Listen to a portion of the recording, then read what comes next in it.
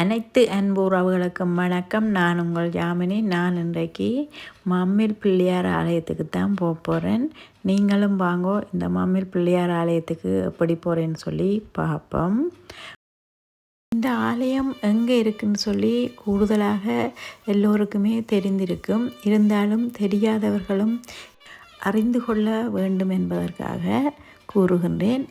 இந்த ஆலயம் முல்லைத்தீவு மாவட்டத்தில் மாங்குளம் சந்தியிலிருந்து ஒட்டுசுட்டான் போகிற வீதியில் ஒலுமடு சந்தியிலிருந்து இடது பக்கமாக திரும்பி மம்மி பிள்ளையார் ஆலயத்துக்கு செல்ல வேணும்.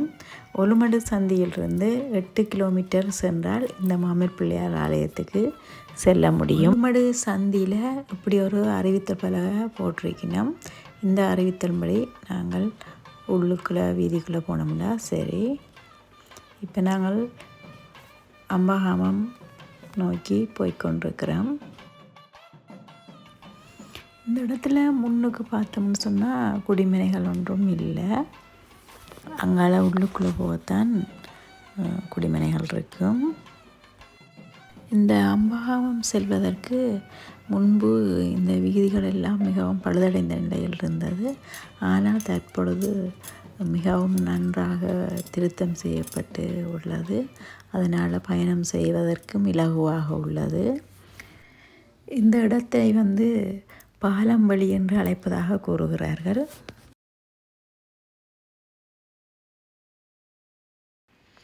அப்படியே பார்த்தோம்னு சொன்னால் இந்த இடத்துல ஒரு சிறிய பிள்ளையார் ஆலயம் ஒன்று இருக்கின்றது.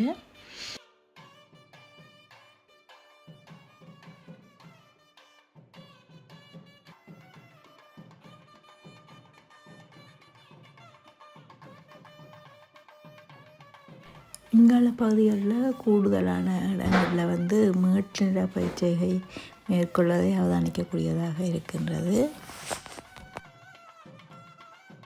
இடத்துல பார்த்திங்கன்னு சொன்னால் நிறைய பயறு விதைச்சிருக்கணும்.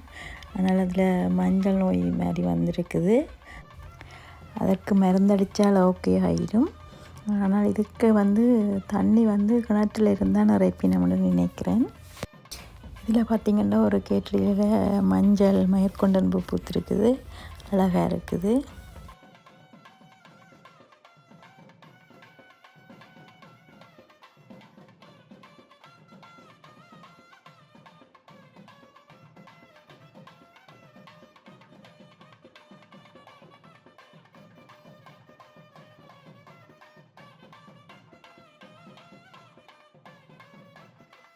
இந்த காணியை பாருங்க, நல்லா அழகாக இருக்குது. முன்னுக்கு மதில் கட்டியிருக்கணும், பின்னுக்கு அப்படியே தென்னை மரங்களும் வாழை மரங்களும் அப்படியே காட்சி தருது. நல்லா அழகாக இருக்குது. அப்படியே கொண்டல் பூ, கோன்பு, மயிர்கொண்டன் பூ, அப்படியே எல்லா பூக்களும் அப்படியே தொடர்ச்சியாக பூத்துருக்குது. நல்லா அழகாக இருக்குது.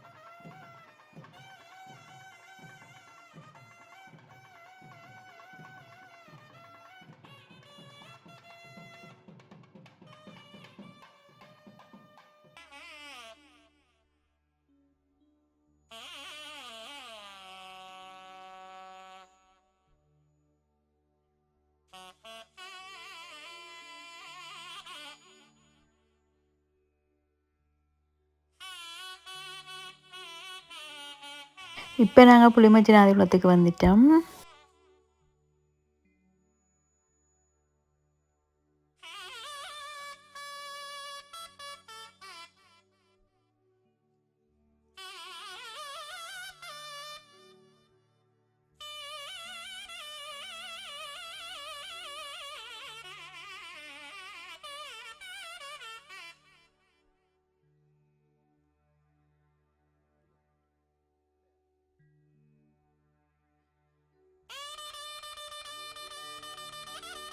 இந்த இடத்துல பார்த்தீங்கன்னா வயலெல்லாம் உழுதுரிக்கணும், நல்லா அழகாக இருக்குது. பக்கத்தில் வந்து வயல் விதைச்சிருக்கணும், நெல் பயிராக இருக்குது. அதுவும் ஒரு அழகாகத்தான் இருக்குது.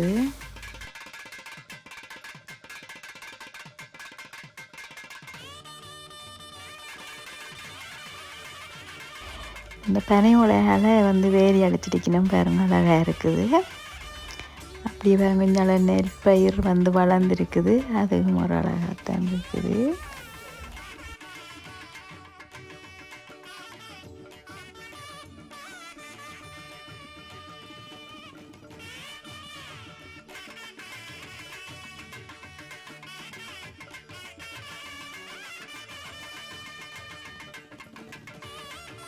தென்னை மரங்களை பாருங்கோ, நல்லா அழகாக நட்டிருக்கணும், நேராக நட்டிருக்கணும், நல்லா அழகாக இருக்குது.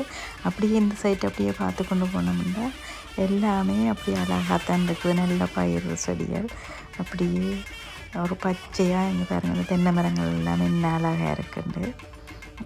நல்ல ஒரு அழகாக இருக்குது. தென்னைகள் வாழைகள் எல்லாம் பார்த்து கொண்டு போக அப்படியே நல்ல மகிழ்ச்சியாக இருக்குது.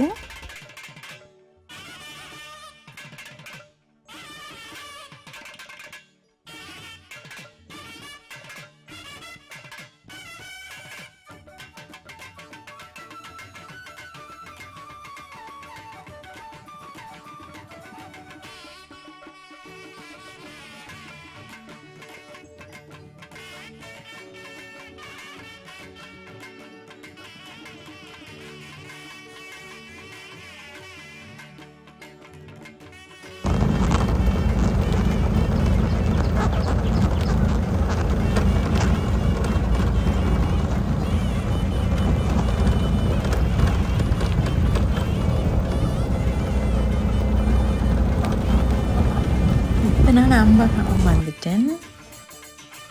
அப்படியே பாருங்க இந்த இடத்துல முழுதிருக்கணும், இந்தியாவில் நிறைய மரவழி நட்டுருக்கணும். அந்த மரவழியெல்லாம் நல்லா அழகாக இருக்குது. இந்த இடத்துல ஒரு பொது மண்டபம் இருக்குது.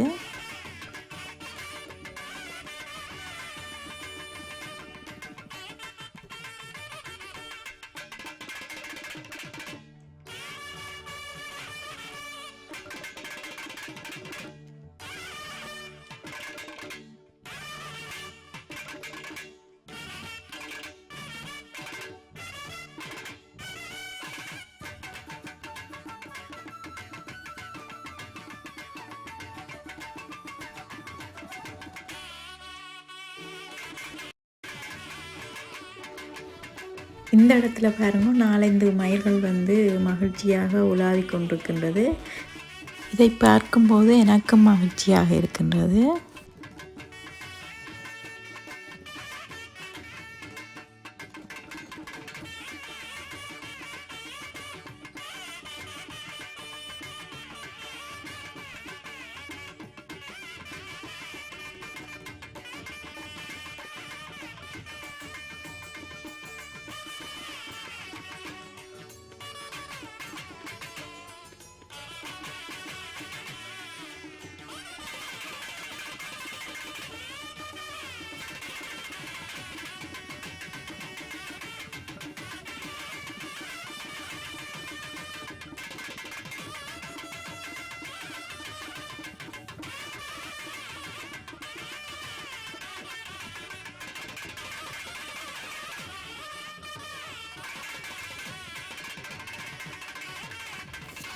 இதில் பாருங்க நல்ல மஞ்சள் ஆரஞ்சு கலர் மயக்கொண்டன் பூத்திருக்குது, அழகாக இருக்குது. இதில் பாருங்க மஞ்சள் அலரி பூத்திருக்குது, நல்ல அழகாக இருக்குது.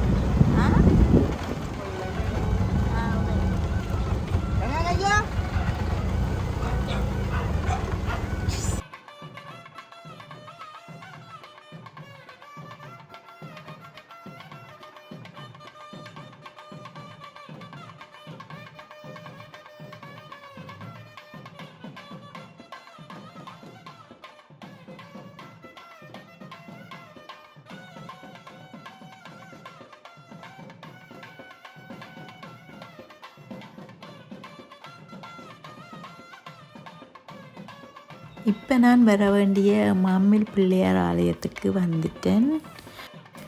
இங்கே அறநெறி கல்வியை தொடர்வதற்காக சில மாணவர்கள் வந்திருக்கின்றார்கள். ஏனைய மாணவர்களின் வருகைக்காக காத்திருக்கின்றார்கள். இந்த மாமில் பிள்ளையார் ஆலயத்தின் மகிமையை கூறுவோமானால், இங்கே பாம்பு கடித்தவர்களை இந்த ஆலயத்துக்கு கொண்டு செல்வார்கள். அங்கே கொண்டு சென்றதும் பூசர்களால் விபூதி போடப்படும். விபூதி போட்ட பின்னர் அவர்கள் குணமடைந்து வீடு திரும்புவார்கள். அத்தோடு அவர்கள் குணமடைவார்களா இல்லையா என்பதையும் பூசர்களால் அறிந்து கொள்ளக்கூடிய தெய்வ சக்தி அவர்களிடம் இருக்கின்றது என்பதையும் கூறிக்கொள்ள விரும்புகின்றேன். இதுவரை எனது காணொளியை பார்த்து கொண்டு வந்தவர்கள் அனைவருக்கும் நன்றி. இத்துடன் எனது காணொளியை நிறைவு செய்ய போகின்றேன். அப்படியே சப்ஸ்கிரைப் பண்ணி பெல் பட்டனை அழுத்தி விடுங்கோ. மீண்டும் ஒரு காணொளியில் சந்திப்போம்.